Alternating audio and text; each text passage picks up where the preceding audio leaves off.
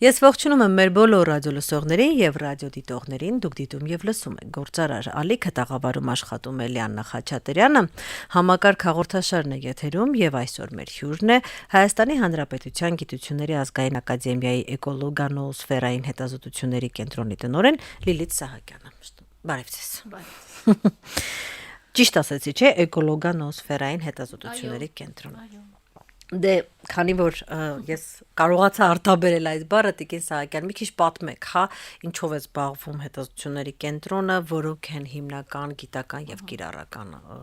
անելիքները, թիրախները, նախագծերը։ Նախ շնորհակալություն հրավերի համար եւ եզակի լրագրողներից եք, որ մի անգամից մեր անունը ասեց ու էդ էի մտածում, որ ինչ հետաքրքիր նոոսֆերան այդ մտքի ոլորտն է, այդպիսի տեսություն կա եւ ժամանակին, երբ որ 93 թվականի հաղթական կամ մութ ու ցուրտ տարիներին մեր կենտրոնը ստեղծվեց։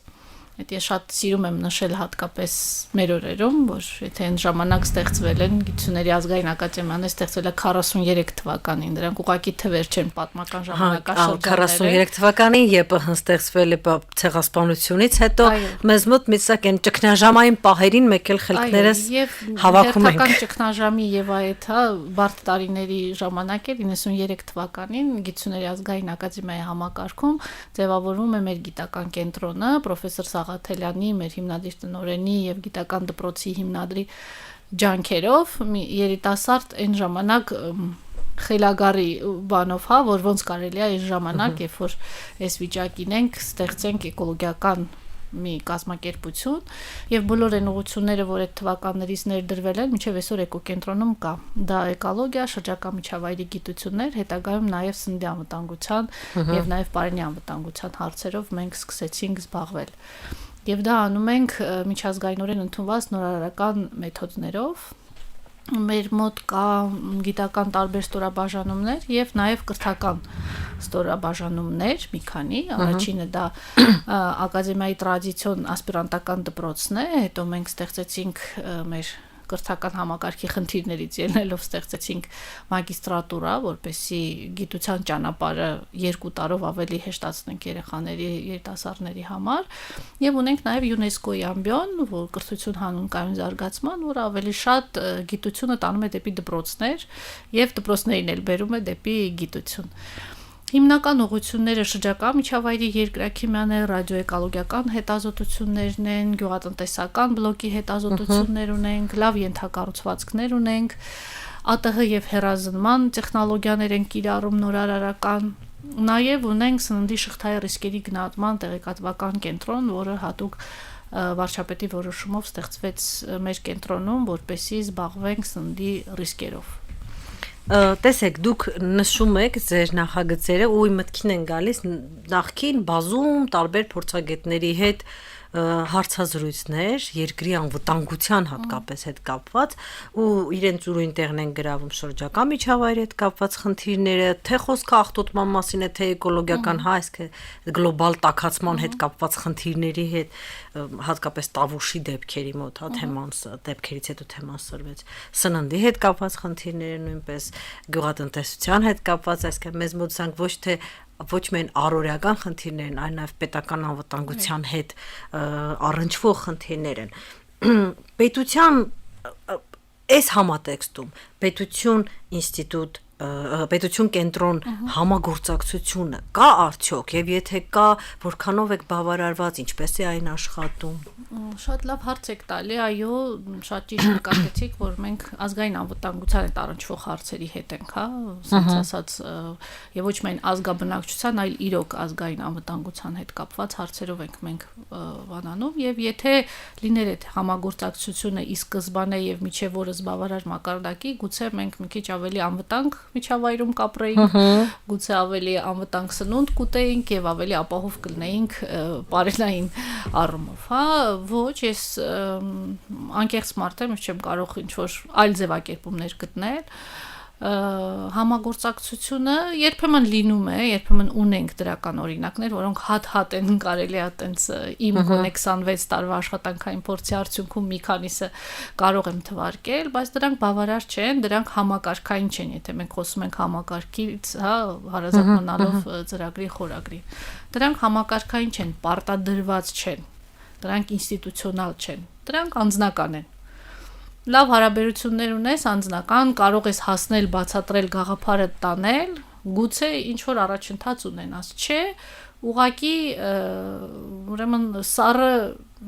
երբեմն դադար է, երբեմն պատերազմ, որովհետև շատ հաճախ այդ բնագավառը, որտեղ մենք աշխատում ենք, այդտեղ քաղաքական մանիպուլյացիաները, տնտեսական մանիպուլյացիաները, միջազգային տենդենսները երբեմն պարտադրող են պետությունում եւ դու որպես գիտնական պարտավոր ես պահել քո գիտական օբյեկտիվության դաշտը, որը շատ հաճախ կարող է հակասել նաեւ այդ բոլոր շահերին։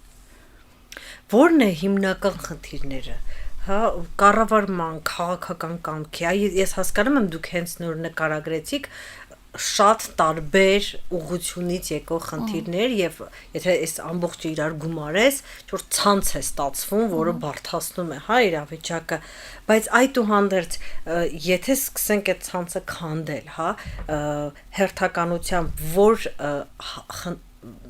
հարթության վրա տեղադրված խնդիրները առաջինը կլուծեք, քաղաքական կամքի, կառավարման, համակարգի բացակայության, այսինքն ինչից պետք է սկսենք։ Սկսելը չգիտեմ որտեղից սկսել, բայց կարծում եմ խնդրեմը երկու կողմանի է, հա, մի կողմանի չի հաստատ, որովհետև գիտնականները իրանց գործն են անում, իրանց լեզվով են խոսում, շատ հաճախ բարդ, հասարակության համար անհասկանալի, այդ ինչով են զբաղված, հա, ու եթե նաև գումարվի այսօրվա գիտության քաղաքականության գլխավոր գուցե միակ պրիորիտետը, հա, միջազգայնացում, այսինքն հոդվածների տպագրությունը, ապա գիտնականն իր վրա դրված պետական պատվերն է կատարում եւ անում է միջազգային մակարդակով գիտություն եւ փորձում է հրատարակել, ընդ որում բավականին ծանր ճանապարհ անցնելով եւ դժվար, որովհետեւ ոչ մեր կրթությունը, ոչ դեռևս զարգացած ենթակառուցվածքները գիտնականներին այդ ճանապարհը չեն հարթացնում, հա, այն աստիճան չի, որ հարթ լինի։ Եվ արդեն պետական կարիքների վերաբերյալ քո հետազոտությունները դառնում են երկրորդային որպես գիտնական, եթե հատկապես չկա պետպատվեր։ Ոչ թե երկրորդային է լինում, այլ մնում է քո խղճի, քո, չգիտեմ, հայրենասիրության, գուցե պետության նվիրվածության եւ այլն բոլոր այդ հատկությունների վրա, հա։ Համակարգային պարտադրանք, կամավոր պարտադրանք, սենց ասեմ, չկա։ Այս մի խնդիրն է, հա, երկրորդը որ գիտնականների լեզուն ոչ միշտ է հասկանալի։ Դրա համար աշխարհում օրինակ հա ես բացի լայն աուդիտորիայից անգամ հենց քաղաքական գործիչը ինքը հենց է ստուդիայում ասաց ես չգիտեմ ինչպես ստուգեմ գիտնականի արածի արդյունքը ես չեմ հասկանում կոպիտ ասած ինքը ինչ ա արել Ստուգել ու հասկանալը տարբեր բաներ են։ Դա էլ է Ստուգել այսօր իրոք պետության այդ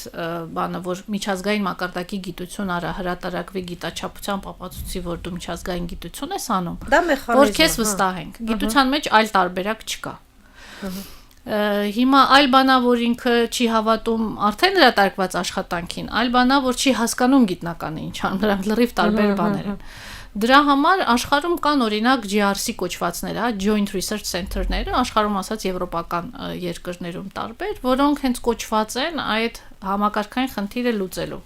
Իրանք գիտությունից վերցնում են գիտական տվյալները, մարսում են, տալիս են որոշում կայացնողներին, հա, գիծ հասարակությանը, արդյունաբերողին եւ այլն, եւ հակառակը իրանցից հավաքում են խնդիրներ, դարձնում են դա գիտական խնդիր, տալիս են ինստիտուտներին, գիտական կազմակերպություններին կամ իրանք հենց հետազոտում են։ Այսինքն մեր մոտ այդ օղակը չկա, բացակայում է եւ դու առաջնորդվում ես լրիվ այլ ցուցանիշներով, օրինակ որպես տնօրեն կազմակերպության գիտական առաջնահերթությունները սահմանելով։ Եւ դա իջացնում ես, պրոյեկտում ես նաեւ բաժինների մակարդակով, հա, գիտական բաժինների մակարդակով։ Եվ ստացվում է, որ մենք սենց իրար լեզու չենք հասկանում։ Երկրորդ տարբերակը, որ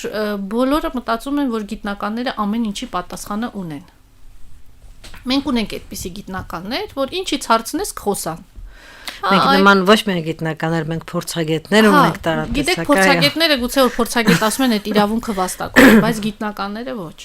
Այ լրագրողները կփաստեն, որ եթե մեր ինստիտուտ զանգում են, ասում են, այս բանից կխոսակ, ես ասում չեմ, դա մենք չենք հետազոտում։ Այն ինչ որ դուք կարող եք Google-ով գտնել, մի զանգեք, ասեք, մենք ինտերվյու չեք տալու, դա մեր արժեքային մշակույթի մի մասն է։ Մենք խոսում ենք միայն այն բանի մասին, ինչից հետազոտել ենք։ Հա, եւ սա էլ շատ հաճախ գիտնականի վարկանիշի վրա է ազդում, այս դու պետքա պահես այդ մի քիչ հեռու օբյեկտիվ դաշտը գիտության։ Եվ մենք էլ շատ հաճախ չենք հասկանում պատկան մարմինները ինչ են մեզանից ուզում։ Հա, օրինակ իրան կարող են միջազգային փորձագետ կամ մի կազմակերպության տալ մեր բյուջեն 3 անգամ գերազանցող ինչ որ վճար, պատվիրել ինչ որ մի փորձաքննություն, հա, հետո մեզ անգե օրինակ 1 տարով կամ 8 ամսով, հետո մեզ անգեն ասեն 3 օրում կկարողանաք ինչ որ գնահատական տալ։ Եթե նույնիսկ կարող ենք, ես ասում եմ ոչ, որովհետև ես ինձ եւ իմ կազմակերպության թիմակիցներին հարգում եմ։ Եթե դու ինձ չես հարգում, չես վստահում եւ փորձագետ ես ինչ-ինչ պատճառներով վարձում, պատշաճ ժամանակ ես տալի, պատշաճ վճարում ես։ Ինչու ինձ 3 օր ես տալիս։ Տիկին Սահակյան, բայց կա չէ այդ անվստահությունը տեղական գիտության նկատմամբ, տեղացի գիտնականների նկատմամբ եւ սա թերևս երևի այդ երկար տարիներ տևող կոռուպցիոն մեխանիզմների կողմնակի էֆեկտն է։ Մենք բոլորս գիտենք, որ Հայաստանում կրթությունը, գիտությունը բոլորս ինչ որ մեկին ճանաչում ենք, որ չգիտեմ, փողով դիպլոմ է ստացել, էս է արել, են է արել ու ոնց որ արդեն հետևություններ են կանում, որ երևի են չի։ Գիտեք, կրթության մեջ այո։ Բոլորս գիտենք կրթության։ Դե գիտության մեջ էլ ես օրինակ եկեք ընդունենք ժամանակին մարդիկ բանակ չգնալու համար ասպիրանտուրա էին ընդունում, թե հետո որքանով էին մնում կրթական մակարդակը հասկանում եմ, թե հետո ով էր մնում դառնում գիտնական, արդեն հարց է իհարկե, բայց դա արդեն հասարակությանը չէր երևում։ Գուցե չգիտեմ, էդ էլ կա, բայց ասում եմ, նախարարությունը մտածում է, որ զանգեց ասեց, այս ինչ-որ բանի մասին, դու սենց մի հատ գրադարակ ունես բոլոր խնդիրներով, գնում ես այդ գրադարակից իր հարցը բերում ես եւ 3 օրվա ժամկետում պատասխանում ես, հա։ Գիտությունը արագ բան չի, գիտությունը արագ էֆեկտ տվող բան չի, եթե դու իրոք գիտական հիմնավոր կարծիք պետք է կամ փորձագիտական կարծիք կամ չգիտեմ, հիմնավոր փաստեր պետքա բերես ժամանակ, մանավանդ մեր բնակավարում եւ նաև մեր բնակավարը տենց թանկ գիտություն է, հա, մեր յուրաքանչյուր հոդված բավականին մեծ ռեսուրս է տանում ոչ միայն ժամանակային, այլ նաև ֆինանսական առումով, եթե բացառենք ենթակառուցվածքներ, աշխատավարձներ եւ այլն։ Այսինքն մենք ունենք այս խնդիրները, այո, գուցե իրար չվստահելու, խնդիրները չձևակերպելու, այս միշտ իմ ուսանողներին ասում եմ, որ ChatGPT նույնիսկ եթե խնդիրը լավ չես ձևակերպում, ինքը լավ չի պատասխանում քեզ։ Նույնը գիտական եւ ոչ գիտական հարցերի մեջ, եթե դու խնդիրը չես կարողանում ձևակերպել այնպես, որի մեջ գոնե մի 10 լուծում չգտնես, ուրեմն խնդիրը վատ է ձևակերպել լուծման հնարավորությունների առումով։ Հիմա մենք չենք կարողանում, այո, խնդիր բյուրեղացնել, խնդիր, որը օգտակար է եւ որոշում կայացնողների, մենք էլ չենք հասկանում որոշում կայացնողներին, որովհետեւ գիտությունը միշտ տենց մի քիչ ավելի բոհեմյան կյանքով է ապրում։ Իսկ պատկան մարմինները որոշում կայացնող առօրեական հարցեր պետք է ասեն, այսինքն իրան պետք է այսօր կամ 3 չի առաջորներ պետք։ Իսկ գիտնական ասում է, սպասի մի հատ հետազոտեմ եւ ընդ որում հետազոտության գիտության մեջ բացասական արդյունքներ է արդյունք, ասենք դու կարող ես հետազոտել, չգաս ինչ որ եզրակացության, դա նույնպես եզրակացություն է։ Եվ շատ հաճախ այդ բալանսը չենք ամբողջ աշխարհում, ոչ միայն Հայաստանում։ Ուղղակի աշխարհը հասկացել է, որ եթե դու քեզ որպես պետություն թույլ ես տալի ունենալ պետություն կամ գիտություն կամ ասում ես, որ ունես գիտություն, ապա այդ արդյունքները պետք է առաջի հերթին մի բարօրություն քո պետության լինի, հետո նոր բարձրալ գիտության, հա, գիտական միջազգային քարտեզի վրա այդ քո տեղը ունենաս, մեկը մյուսին չի հակասում։ Արդյունքների մասին ես դա սա թերևս վերաբերում է թե գիտությանը, թե կրթությանը, մենք անդադ ձգտում ենք այդ միջազգայնացմանը, դա ոնց որ թիվ 1 է դարձել, նայեք դուք ասում եք գիտական հոդվածները միջազգային բարբերականներում պետք է տպվեն։ Համաձայն եմ, սա շատ լավ մեխանիզմ է հասկանալու համար, թե որքանով է գիտնականը լավ գիտնական, բայց հետո, այսինքն բոլոր պետությունները, ովքեր հայտարարում են, որ ունեն գիտություն, իրենք այս մեխանիզմից օգտվում են զատելու համար լավ գիտնականին վատ գիտնականից, կոպիտ ասած, որպեսզի լավ գիտնականի հետ հետո աշխատեն, որպեսզի լավ գիտնականը հետո կարողանա ինչ-որ բան զարգացնի երկրում։ Հակառակ դեպքում զատելու իմաստը որն է։ Զատենք, որ հետո ինչ լավ գիտնականները կարողանան գնան արտասահման ուրիշ երկրների գիտությունը սպասարկեն, այսինքն դուք տեսնում եք այդ վերջնակետը, ինչի համար ենք մենք սա անում։ Ինձ մոտ նստի տպավորություն է, որ ճանապարհներ կան, ասած ուղիղ ասֆալտած գնում են, մեկ կեսից չի գնում էլ տուպիկա։ Ինձ մոտ այս թեման այդպես եմ ես պատկերացնում, կարծես թե կիսատ եմ մնում։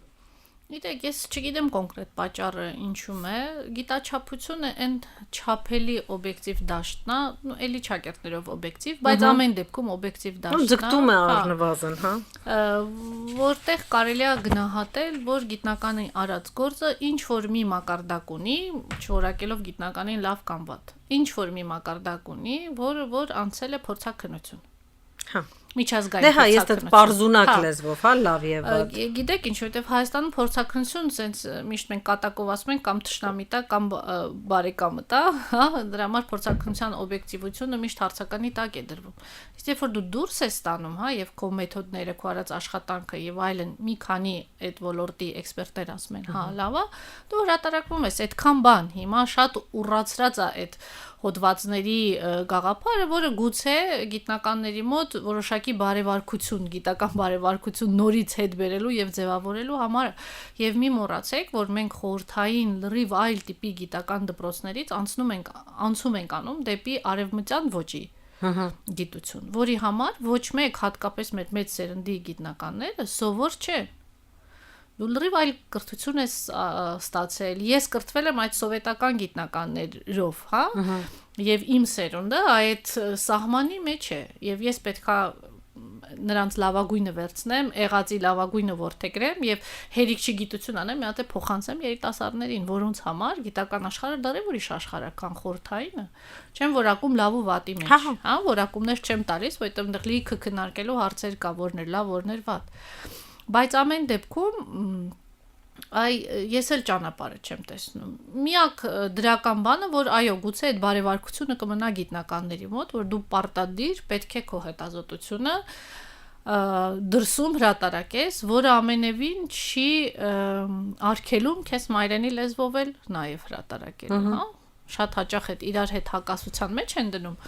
բայց չէ, եւ նա է պետք, եւ նա է պետք։ Մենք մասնագիտական հայերենի լուրջ խնդիրներ ունենք երկար տարիներ։ Եթե առաջ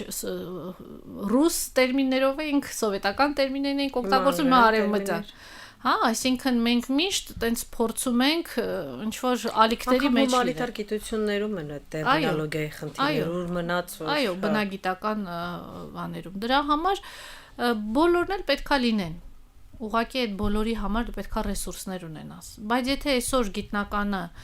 իր վարկանիշը, միավորը, չգիտեմ, հետագա կյանքը տեսնում է, որ հոդվածով է ավելի կանաչ, ինքը արդեն առաջնահերթությունը տալիս է դրան։ Եվ գնում է այդ ուղղությամբ։ Հիմա ամեն մեկը մի քիչ շեղվում է, մի քիչ, բայց գնում է այդ ուղղությամբ։ Շատ հաճախ, կարող է բոլոր երկրներում, բայց Հայաստանում երբեմն բոլոր եւ դրական եւ բացասական երևույթները ինչ որ գրեհիկ դրսևորումներ են ունենում, հա։ Գիտության մեջ էլ դա կա, եւ ես ցավով եմ նշում, բայց դա կա։ Բայց գիտնականները ճկուն են, հա, ինքը իր ուղեղ դու գաղափարը երբեք չես կարա վերցնես, իսկ գիտնականները ունեն դա, հա։ Եվ դու ինչ խնդիր դնես, գիտնականը այդ խնդրի շուրջ կկարողանա պատվով դուրս գա։ Ամեն դեպքում այն գիտնականներ, որոնց ես ճանաչում եմ, համարում եմ գիտնականներ կամ գիտաշխատողներ։ Դրա համար ես չգիտեմ ուրա դա տանելու, գուցե դա ինչ որ կրիտիկական, հա, քանակից որակի ենք հասնելու եւ ունենալու ենք այդ հրատարակման բարեվարկությամբ գիտնականների նոր սերունդ, որը արդեն կունենա արևմտյան գիտնականների արժե համակարգը, ձևակերպումները նույնիսկ, հա, շատ երկար տարիներ է մեզանից խլել, որպեսզի մենք հասկանանք, թե այդ գիտական ժուրնալները ինչ լեզվով են ուզում քեզանից, հա։ Ու ես երբ որ երիտասարդ էի, երիտասարդ գիտնականների համար սեմինարներ էի կազմակերպում եւ խնդրում էի գային գիտնականներ, որոնք հրատարակվում են։ Ու երբ որ ինքը պատմում էր, թե օրինակ պրիմիտիվ այդ հոդվածում абստրակտ գրելու ինչը չի կարելի անել, ինչը կարելի անել, ու մենք այդ զեկույցի ժամանակ հիշում էինք, թե ինչքան ահավոր абստրակտներ ենք ուղարկել այդ գիտական մշակույթի սահմաններում, հա, մտածում ենք, որ չէ, մենք պետք է փոխվենք, բայց մենք երիտասարդ էինք, կարողացանք քիչ թե շատ փոխվել։ Մեծերի վիճակը շատ ավելի բարդ էր։ Լուծումներ կային իհարկե, հա, չգիտեմ, ունենալ մեծ գիտնական կողքը մի երիտասարդ, որ այդ ուղումները գտալ, բայց գիտեք, որ մեծերն էլ են տարբեր լինում, երիտասարդներն էլ են տարբեր լինում։ Դրա համար դա է, բայց դեռևս դա է միակ պրիորիտետը, որ դրած է գիտնականների առջև եւ հուսանք, որ պատվով դուրս կգանք։ Ամեն դեպքում մեր կենտրոնում փորձում ենք պատվով դուրս գալ։ Բնապահպանության նախարարության հետ համագործակցության հարթակներ կան ընդհանրապես։ Շրջակա միջավայրի նախարարության հարթակներ միշտ կան համագործակցության։ Մենք շատ բաց ենք, մենք ոնց է, այսօր ամբողջ աշխարհում ինֆորմացիան, գիտահեն ինֆորմացիան ամենաթանկ բանն է, որ կա։ Մենք այդ ինֆորմացիայի կրողներն ենք։ Ընդ որում երկար տարիների եւ լավ ինֆորմացիայի, լավ որակի ինֆորմացիայի։ Մնում է այդ ձեր ասած հարթակը ճիշտ օգտագործենք, որպեսզի դա կիրառենք ի բարօրություն Հայաստանի Հանրապետության եւ մեր շահառու նախարարությունը միայն շրջակա միջավայրի նախարարությունը չի, նաեւ էկոնոմիկայի նախարարությունն այո տնտեսական ոլորտով տեղական ինքնակառավարման մարմիններն են, որտեղ մենք շատ հաճախ բնակավայրերի ազգաբնակչության անվտանգության հետ ենք աշխատում, այսինքն մեր շահառուները շատ են եւ մենք կարող ենք թողիկո բառը ձեզ չխափի, չէ՞։ Հա, այո, բայց չեմ կարող ասեմ, որ մենք տեսնում ենք այդ շահագրգռվածությունը եղած ինֆորմացիան կիրառելու, հա։ Այդ թող մեզ դիմեին, մենք մեր ինֆորմացիան տայինք ու այդ ձեր ասած քաղաքական գործիչի նման ասեին չենք հասկանում։ Մենք կբացատրեինք, բայց առանձնապես ոչ դիմում են, ոչ էլ բան, եթե հնարավորություն կա անձնական անուն էկոկենտրոնի ջնջել տարբեր ուրեմն հարթակներից, ապա ջնջում են։ Իսկ ինչով եք դա բացատրում։ Չէ, անձնական ինչ որ նկատառումներով, ես այդպես եմ տեսնում, որովհետև չեմ կարծում, որ համակարգը նստած մտածում է ոնց անեմ էկոկենտրոնի անունը ջնջեմ։ Հայաստանի Հանրապետությունում ամեն ինչ գիտեք, սուբյեկտիվ եւ անձնական կապերի Այսինքն ստացվում է, որ համակարգը այն աստիճան ներողություն ընդհատեցի, այն աստիճան վատ է գործում կամ չի գործում, որ անձնային քինախնդրություն կլինի, չգիտեմ, ինչ որ կապեր կլինեն, թե լավ թե վատ իմաստով, շատ ավելի են ազդում աշխատանքի, ընդհանուր աշխատանքի վրա, քան, չգիտեմ, ինստիտուցիոնալ գործունեություն։ Գիտեք ոնց է, սենց ասեմ, խնդիր համար 1 որոշում կայացնողների համակարգը, քանի որ քաղաքական, հա, կառույցներ են, փոփոխությունները հաճախ են տեղի ունենում։ Եվ ես ձեր հետ գալիս եմ որպես գիտական կենտրոնի տնօրեն, նստում ենք, խոսում ենք, հասկանում ենք, ձեզ համոզում եմ, որ այո, այդ ինֆորմացիան, որ մենք ունենք, պետք է որոշում կայացնողի համար, միջև լավագույն դեպքում հասնում ենք պայմանագրի, ձեզ գործից հանում են։ Ձեզ գործից հանեցին, դուք ձեր հետ ինֆորմացիան տանում եք, ինստիտուցիոնալ հիշողություն չունեն մեր որոշում կայացնող օղակները։ Դուք գնացիք։ Չնայած ենթադրում է, որ եթե իմ կառույցը ձեզ հետ պայմանավորվել է ու պայմանագիր, ինձ փոխարինողը պետք է գա եւ դա շարունակի։ Չէ, մենք ամեն անգամ սկսում ենք ամեն ինչ, որ նոր տողից խորքից, հա։ Եվ շատ հաճախ, հատկապես հիմա, որ գիտության մեջ այս բազմաթիվ ծրագրերը մեծ ակտիվություն են մտցրել գիտնականների մեջ, ուղղակի ոչ ժամանակ ունես, ոչ էլ արդեն իմաստ ես տեսնում, որ անընդհատ գնաս քեզ առաջարկես, անընդհատ գնաս քո ուրեմն հետազոտությունները առաջարկես։ Եվ մի ուրիշ վատ ուրեմն խնդիր ունենք, որ չգիտես ինչի նախարարության ներքո եղած պոակները եւ այլն խանդ եւ մրցակցություն ունեն գիտական կազմակերպությունների հետ։ Եվ փորձում են որոշակի գիտական ֆունկցիաներ վերագրել իրենց։ Օրինակ, այդ օրինակը ես շատ եմ պատմում, չեմ դադարելու պատմել։ Մի քանի տարի առաջ, չասեմ, որ քաղաքապետներ եկան մեզ հյուր եւ մենք ցույց տվեցինք, որ օրինակ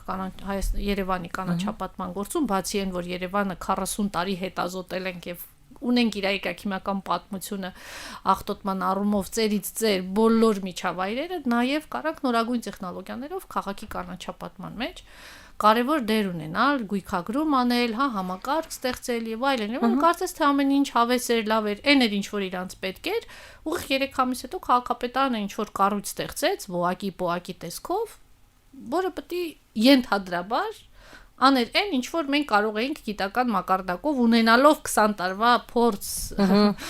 այդ դաշտում եւ վերագրելով իրանց այդ ֆունկցիաները։ Հիմա կարա ինչ է այդ ֆունկցիաների մի մասը պատվիրակեին գիտական կազմակերպությանը եւ այո, այն տեխնիկական մասը ծարտնգելու, կտրելու, ջրելու մնար ֆունկցիոնալ առումով այդ կառույցի։ Իսկ հիմա մի հատ հարց տամ, էլի միգուցե հիմար այդ օակ-պոակները, որ սարքում են Հայաստանում, ես գիտեմ, բոլորս գիտենք, որ մասնագետները քիչ են, չէ՞։ Իսկ որտեղից են բերում այդ մասնագետներին։ Չգիտեմ։ Փորձում են տարբեր ձևերով մեր մասնագետներին ներգրավել եւ այլն, որը շատ գուցե լավ կլիներ, հա, մեր մոտ շուտ գործընթաց մարդիկ։ Հա, բայց էլի մեկը համագործակցությունը չի ստացվում, որովհետեւ ֆունկցիոնալ առումով մենք կարող ենք գիտական մասը մեր վրա պատվիրակեն եւ մենք իրականացնենք, բայց դա չեղավ։ Էլի բազմաթիվ օրինակներ կան, որ պատվիրակելու փոխարեն ստեղծում են վարչություններ, խմբեր, չգիտեմ ինչեր, որոնց գոյությունը գուցե պետքա, հա, բայց ֆունկցիոնալ առումով իրանք պետքա տարբեր լինեն։ Դու պետքա գիտությանը պատվիրակես խնդիր, եւ այդ խնդրի լուծողների համար, հա, այդ խնդրի գործիքները օգտագործելու համար այստեղ ցես այդ վարչությունները, բաժինները, պոակները գուցե բայց այդ չի ստացվում, գուցե մեր առաջարկածնել իրանց համար այտենց մարսած չի, որ վստահություն ձեռք բերի, ես չեմ կարող ասել, հա, բայց այդ օրինակները մենք ունենք, որ կարող ենք ծառայություններ մատուցել, բայց այդ մատուցելու ճանապարհին բազմաթիվ խոչընդոտներ են լինում եւ մինչեւ այսօր չունենք այն ցանկալի օրինակները, բացի մի քանի եզակիներից, եթե կուզեք կպատմեմ,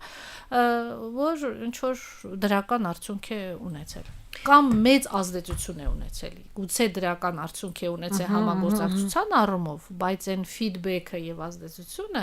ցանկալի չի եղել այն մակարդակի, որ բերի համակարգային փոփոխությունների։ Ձեր կենտրոնի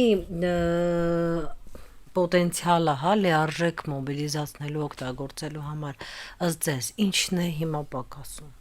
Չգիտեմ, ֆինանսական խնդիրներ կան, կարգավիճակի, պետական պատվերի մշակման ինչ որ նոր մեխանիզմների, ինչի կարիք ունի։ Գիտական պոտենցիալի մասին Հա, իհարկե։ Երևի առաջերտին կադրեր, նոր կադրերի հոսքը շատ կարևոր է։ Երևի չկա տենց մի ոլորտ, որտեղ ես դա եմ մտածում, չկա տենց ոլորտ սկսած անգամ Երևանի ավտոբուսի վարորդներից սկսած վերջացած գիտնականով մենք մարդ ենք ման գալիս։ Մենք չունենք վարպետներ, հասարակ վարպետներ, որոնք կկարողանան տուն կառուցել։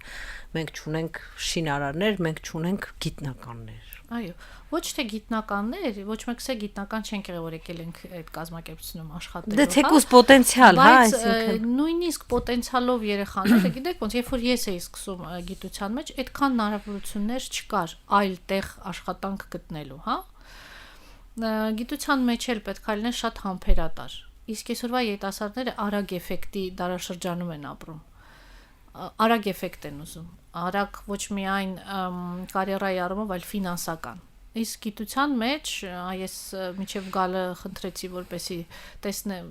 նորից վերհիշեմ աշխատավարձերը, թե երիտասարդները ինչքան են ստանում, այն երիտասարդը, որ գալիս է մեր մոտ ուղղակի աշխատելու, մաքուր ստանում է 100,000 դրամ աշխատավարձ։ Այո, մենք անդադ խոսում ենք, որ գիտության ֆինանսավորումը ավելացել է, այո, ավելացել է, բայց մենք շատ խուսափում ենք այդ թվերը ասելու, հա։ Լաբորանտ հետազոտողները, լաբորանտները, սենց ասած, նվազագույնը, հա։ Բարձա տնօրենի հայեցողության նա կարող է առավելագույն տալ, այդ ուրեմն 3 հոգու պետքա կրճատես, որ մեկին առավելագույն տաս։ 100,000-ից մինչև 350,000 է, հա, տատանվում գիտնականների աշխատավարձները ըստ միջև բաժնի ղեկավար աշխատավարձներն եմ, հա, ասում, որը այո, մի քանի տասնյակ հազար դամերով ավելա, բարձր գիտական հաստիկների աշխատավարձները, այո, նշանակալիորեն է բարձրացել, բայց այն աշխատավարձը, որը պետքա երիտասարդին գայթակղեր, ես դա ասում եմ բազայինը, չեմ ասում թեմաներով, հա, որ կարող է ավելանալ անգամներ, հա, մի քանի անգամներ, եւ նաեւ եթե լավ գիտնական ես, այսօրվա չափանիշներով լավ գիտնական, այսինքն հրատարակվում ես, կարող ես ունենալ շատ ավելի շատ աշխատավարձ, որի համար պետքա աշխատես օր ու գիշեր, շաբաթ-կիրակի հաշվի չառնելով, ամեն ինչ դնելով մի կողմ։ Եվ այո, դա շատ ակտիվություն ավելացնում։ Եթե դու խելացի երիտասարդ ես, շատ ավելի հեշտ է, ինչ որ չգիտեմ,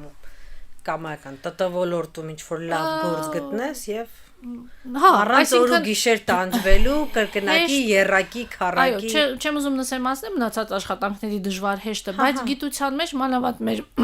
բնակավարում կներեք հեշտ հնարավոր չի աշխատել, հա, ես էլ երբ որ եկել եմ գիտության աշխատել հեշտ ասեմ գոնե ֆիքսված ժամերով կամ ավելի տենց այո մեր կազմակերպությունը գիտեք մի քիչ տարբերվում է նրանով եւ նաեւ տենց որ մեր մոտ գալիս են աշխատանքի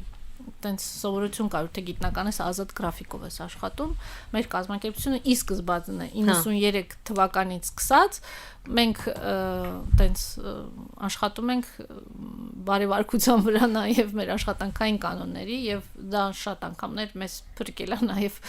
տարբեր ուրեմն ոտնձգություններից դրա համար այդ առումով էլ հա երիտասարդները այսօր սիրում են ազատություն ազատ գրաֆիկ ես շատ հարցազրույցներ եմ անում որովհետեւ մենք HR չունենք տնօրենն ամեն ինչ անում եւ բաժնի ղեկավարը դա համար հարցազրույցներ աշխատանքի ընդունման ես եմ վարում եւ երիտասարդների առաջի հարցը գործի գալու ենք իմ համար ինքն տարօրինակ այդ հարցը ասում եմ բայց դու աշխատանք ես եկել ընդունես որտեղ պետք է աշխատես այսինքն դու գործի գաս որ մտնոլորտ թիմի անդամ լինես իսկ մեր կենտրոնը ստեղծված է թիմի վրա այսինքն ավելի շատ հերավարի մասին են մտածում հա ինչ որ իր գործը անի, բայց աշխատանքի չկա, բայց մեր մոտ տենց բնակավարներ կա, որ չես կարող լաբորատորիայում պետք է չարչարվես, գնաս սար, դաշտ, նմուշը բերես եւ այլն, այսինքն դու պետքա լինես թիմի անդամ,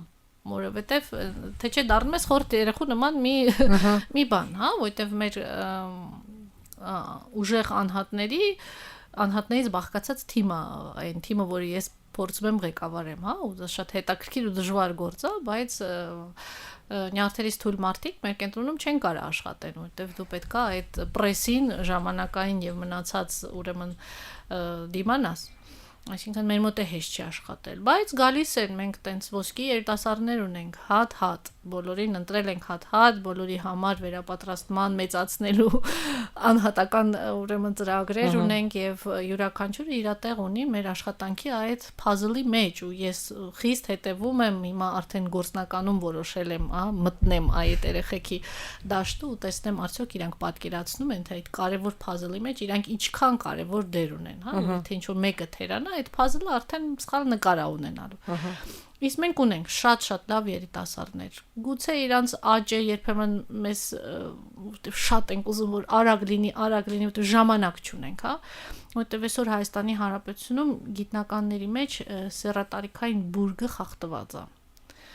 Կանայք են շատ երիտասարդ են եւ այո կամ շատ երիտասարդ են կամ շատ մեծ են պատկառելի տարիքում կանայք են որովհետեւ էլի այդ աշխատավարձի պատճառով որովհետեւ տղամարդիկ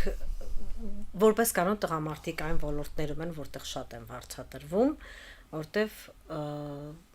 տուն են պահում չգիտեմ ինչ որ սպասելիքներ ունեն իրանցից հասարակությունում եւ այլն կանայք այն պահին, երբ որ տղամարդիկ գնացին, չգիտեմ, սպառվելու բիզնեսով կամ արտագնա աշխատանքով, իրենց վրա պահեցին գիտությունը, փաստացի էլի, երբեմն չստանալով կան, այո, բայց ասեմ մեր տղամարդ գիտնականները, սենց ասեմ, որոնք ամեն մեկը իր ոլորտում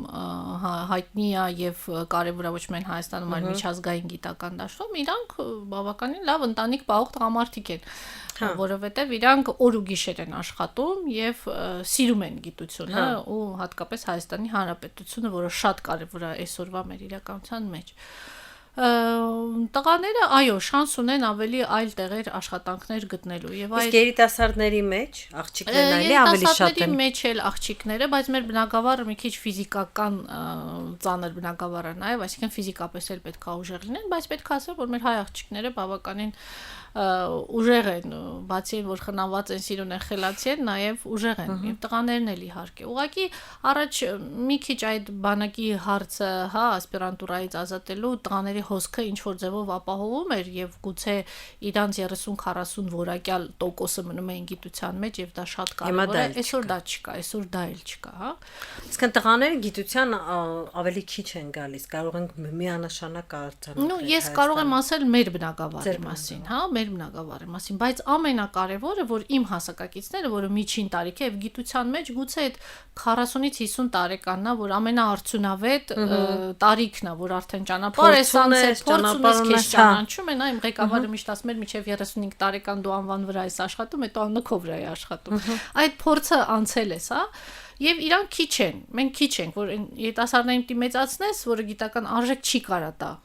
Այդ որ մենք ասում ենք 200 երիտասարդ է եկել գիտություն, նրանք գիտական արժեք չեն տալ, նրանք ուղղակի եկել են աշխատեն։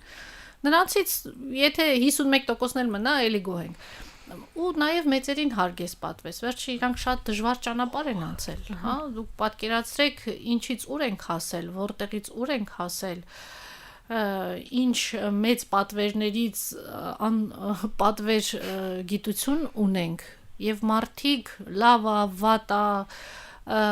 համարենք ճիշտ թե սխալ ինչ որ ճանապարհ են անցել եւ այն ինչ ունենք պահել են։ Հիմա մենք կարանք այդ պահածը ուրիշ աչքով նայենք եւ կարանք մի քիչ այլ աչքերով նայենք, հա, հիմա խնդիրներ բոլորս գիտենք, որ ունենք եւ գիտության մեջ եւ հատկապես կրթության մեջ, որովհետեւ որակյալ կադրերի պակասը գալիս է մեր կրթության տենց որպեսի շատ տենց չվիրավորեմ, բացակայություն չասեմ, բայց վատ կրթությունից։ Պահելու մասին Գիտությունների ազգային ակադեմիայի շուրջ զրույցները շարունակվում են վերջին տարիների ընթացքում, որքան ես եմ հասկանում, դուք ակադեմիային պահելու, փայփայելու կողմնակից եք, ինչ պետք է փոխակերպի, որպեսզի ակադեմիան ոնց որ գիտության պահպանման կոնսերվացիայի միջավայրից, գոնե մեր աչքերում շատ հաճախ այդպես է, չէ՞, թվում, հա, վերափոխվի զարգացման հարթակի մի տեղի, որտեղ գիտությունը կիրառվում է, զարգանում է, առաջ է գնում։ Գիտեք, քիչ առաջ խոսում ենք խնդրի դրվածքների մասին, հա։ Եթե մենք խնդիրը այնպես ենք քննարկել, վեր ու վար արել, հա, գնահատել եւ հասկացել ենք, որ գիտության եւ կրթության այսօրվա ոչ լավ վիճակի միակ մեղավորը գիտությունների ազգային ակադեմիան է, ապա այո, շուրջ ծավալված ձեր ասած զրույցի եւ իմ ձևակերպման արդեն օրենքի նոր նախագծի ձևով եղած փոփոխությունները գուցե կարող է հիմնավոր լինեն։ Բայց ես համարում եմ, որ մենք խնդիրները ամբողջությամբ չենք վերլուծել եւ եթե եղած համակարգը մեզ դուր չի գալիս եւ մենք չենք հիմնավորել ինչու դուրներս չի գալիս։ Ակադեմիային ուղղակի մեղավոր ենք գտել, հա, ձեր կարծիքով։ Այո։ Եվ եթե ակադեմիան վատն է, մեղավոր եմ նաև ես, որովհետև իմ 46 տարիների, 26 տարիների գիտությունների ազգային ակադեմիայում է անցել։ Եվ ակադեմիա ասելով ինչի նկատի ունենք, նկատի ունենք ակադեմիան իր ինստիտուտների հետ, թե ակադեմիան ինքը իրանով, իր նախագահությունով եւ մնացած աշխատակիցներով։ Այո, խնդիրներ կան եւ այդ խնդիրների բարձրաձայնողներից մեկը միշտ ես եմ եղել, եւ որպես երիտասարդ գիտնական եւ հիմա արդեն ոչ երիտասարդ գիտնական։ Այո, եւ փորձել եմ ինչ որ իմ ուժերի ներածի չափով օգնել։ Ես համարում եմ, հա, ես ժառանգություն եմ ստացել, ասենց ասած, իմ գիտական ղեկավարից էկոկենտրոնը եւ էկոկենտրոնում ցանկացած բան փակելուց, փոխելուց առաջ ես ինձ այդ հարցը տալիս եմ, ես նոր բան ստեղծել եմ։ Եթե նոր բան ստեղծել եմ, ապա հա, հանգիստ փոխարինում եմ մեկը մյուսով։ Բայց ստեղծված համակարգը լավ չվերլուծել եւ մտածել, որ դրա փոփոխությունը բերելու է բարօրություն, ես մի քիչ հիմնավոր չեմ համարում, որովհետեւ այդ խնդիրները չվերլուծելով մենք կարանք նույն տիպի, եթե համարում ենք անկատար ակադեմիական համակարգը, ապա նույն տիպի ոչ կատարյալ համակարգ ստեղծել, հա, այսինքն մենք մի հատ փորձ անենք, տեսնենք ստացվում է թե չէ, ասենք այդ տեսեք, փորձեցինք եւ չստացվեց։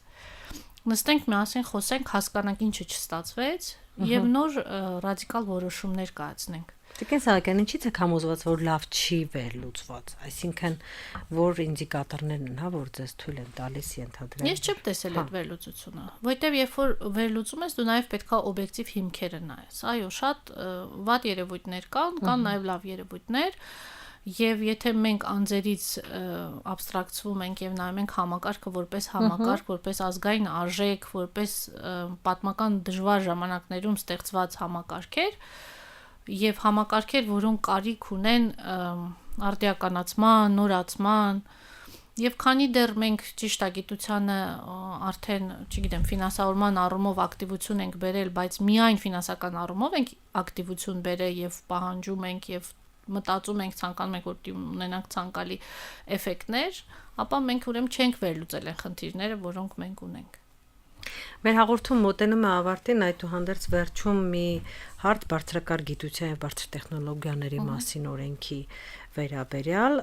ըստ էս որքանով է օրինագիծը իրականում լուծում այն համակարգային խնդիրները, որոնց առաջ կանգնած ենք, թե ակադեմիական գիտության, թե երկրի կարիքներից բխող կիրառականությունը բարձրացնելու տեսանկյունից։ Գիտեք, այդ օրենքի վերաբերյալ կարծիքը գիտական կենտրոնների կազմակերպությունների մասով միայն իմ կարծիքը չի, ողջ կոլեկտիվի, հա, անձնակազմի կարծիքն է, որ գիտական կազմակերպությունները, կենտրոնները իրանց մի քիչ ապահով չեն զգում այս օրենքի շուրջ։ Բացի այն, որ կան անհասկանալի կետեր, եւ ես ինքս բազմիցս բարձրաձայնել եմ, որ ես տեսնում եմ, որ այդ change management ասածը, հա, փոփոխությունների կառավարում, որը պետքա հիմնված լինի գնահատված ռիսկերի վրա, ես դրանք չեմ տեսնում։ Գուցե կա դրանք, բայց մեզ հասու չի։ Բայց ես միջև այսօր չեմ տեսել այդ change management-ի ինչ որ տարեր, որոնք կգնահատեին ռիսկերը, գոնե ինստիտուտների մասով, հա, գիտական կազմակերպությունների, եւ կլիներ պլան A, B, C, որի պարագայում մենք կպահպանենք այն ինչ որ ունենք։ Գուցե ոչ կատարյալ, գուցե տենց ոնց մենք չենք ուզում կամ չգիտեմ, այն ինչ որ կա կպահպանենք, որտեվ գիտության մեջ, գիտեք, ոնց է գիտական դպրոց ստեղծել 20-25 տարի է պետք, քանդել մի որոշումով։ Հիմա այդ change management-ը ես որպես կառավարիչ, հա, գիտության կառավարիչ, կենտրոնի մակարդակով փորձում եմ անել, չգիտեմ, ինչքանով